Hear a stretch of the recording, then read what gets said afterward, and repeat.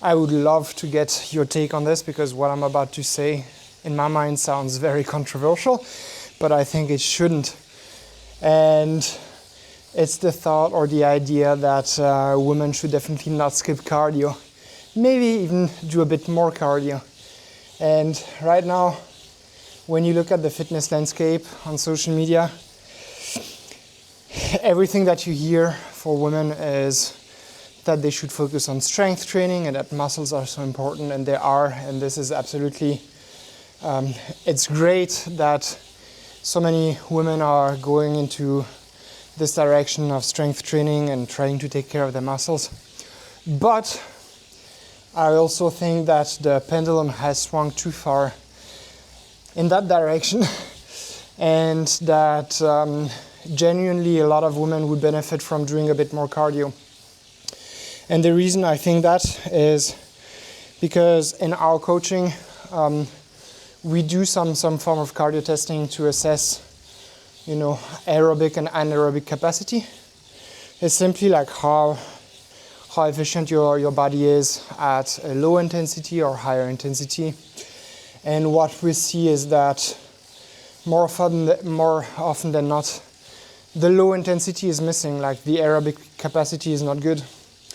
And this is something that's problematic because it means in turn that the recovery is going to be pretty poor, because when you go to the gym, you do your strength training, the intensity is high, but the adaptations that you want to have from strength training, the muscle growth, the nutrient partitioning, insulin sensitivity and that sort of things, this is going to happen outside of strength training when the intensity is very low.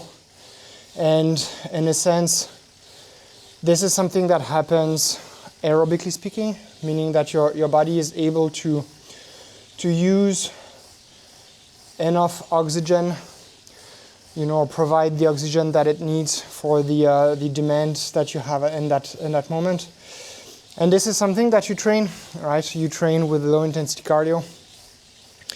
And we see that this is lacking, which means that the recovery is not really there, which means that the work that you do in the gym is not yielding as much return as it could, because instead of really reaping all the benefits that you could from the strength training, then your recovery capacity is limited. Maybe even your work capacity during the workout is limited, because between sets then the recovery is also poorer, and it means that it becomes difficult to accumulate enough volume.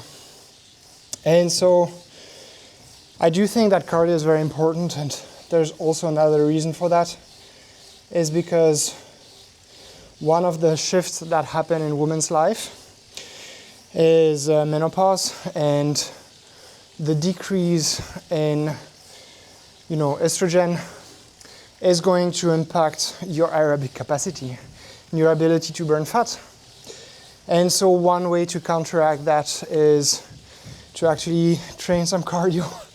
And both low intensity and high intensity is really going to help develop your metabolism, improve the way your body uses oxygen, its ability to burn fat at rest. And this is something that you don't really get from strength training. By design or by definition, strength training is going to be high intensity. It's going to target mostly fast twitch muscle fibers. Those fibers, they don't have a lot of mitochondria. They don't burn a lot of fat at all. So yes, they tend to grow, and this is important for the shape, but also for longevity, for hormonal health. But the slow twitch fibers, they are also important, and they are also going to impact your ability to maintain muscle, to grow muscle, your ability to lose body fat, your hormonal health as well, your ability to use carbohydrate efficiently, your ability to recover well from your workouts, to recover well from injuries and from illness.